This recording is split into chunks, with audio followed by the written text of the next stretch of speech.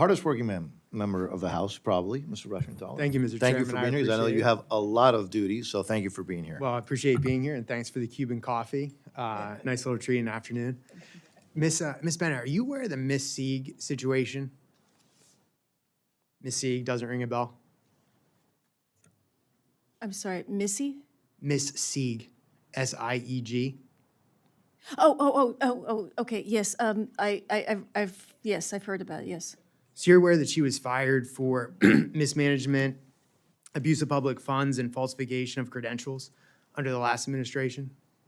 I believe she was put on leave. I don't believe she was fired. Okay, put on leave, fired, however you want to describe it. She was rehired by this administration, though, right?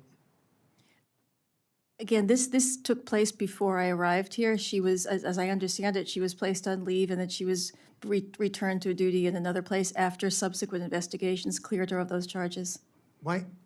I don't think she was clear of the charges, but why would you take somebody with egregious ethical issues and reinstate them after they were already put on leave?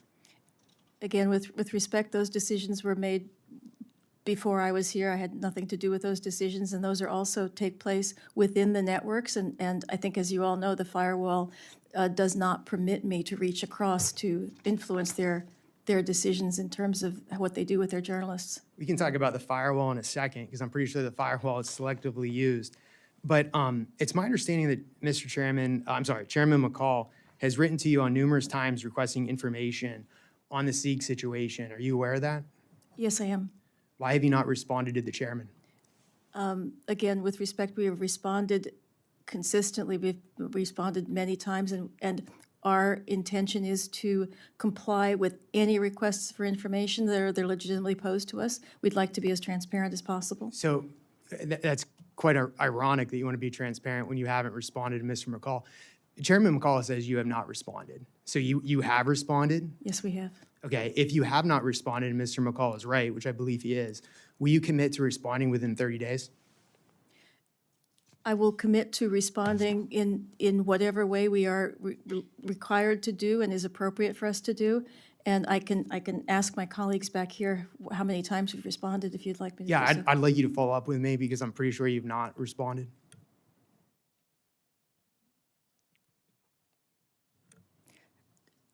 We don't have a number, but many, many times. You responded, but you did not provide the requested information. I'll clarify. Will you give the information that Mr. McCall is requesting? We will follow any kind of oversight that is we're required to do, that's legitimate for us to do, and we'll follow any kind of habits and requirements that are appropriate. Yeah, so much for transparency and accountability. Let's talk about your firewall. I have a lot of concerns about censorship at your agency. VOA published an article in February of this year where the writer detailed the situation with Ms. Sieg and Chairman McCall's letter to USAGM on the issue. A few days after that, the information was scrubbed from the site with a note saying that it was removed for, quote unquote, pending further review. On the 1st of March, a suppressed version of the same article was republished with no mention of Ms. Sieg and only a vague mention of the House Foreign Affairs Committee pressing USAGM for more information on the hiring and vetting process. This seems to be a clear violation of USAGM's statutory firewall requirements of editorial independence, integrity, and objectivity. Ms. Bennett, why was this content removed? To the best of my knowledge, this situation was handled the same way we handle any other situation of that sort, and that is it's So you handled by... engaged in censorship? You removed an article, then reposted it after it was scrubbed? Who made that decision? Was it you? No, I did not make that decision. I'm made on the the other side of the... decision? It was Who made handled. it? It was handled within Voice of America, and all I ever ask in situations like this is I be informed of the outcome. Because of the firewall, I do You not... can't tell engage- me who the decision was made by. You don't know. I cannot. It was made inside Voice of America. Will you commit on record right now to preventing this kind of injustice in the future? I'm sorry, could you... Will you commit to not censoring in the future? Will you do that? To not taking down articles that were published that might have embarrassing information to the agency? Again, sir, on the other side of the firewall, this is not something that I engage in personally. I make sure that the... So you won't commit to scrubbing your website of information? I will. Sorry. All right, I'm going to yield back. Before I yield back, I'm going to say, my, here we go again. I yield back.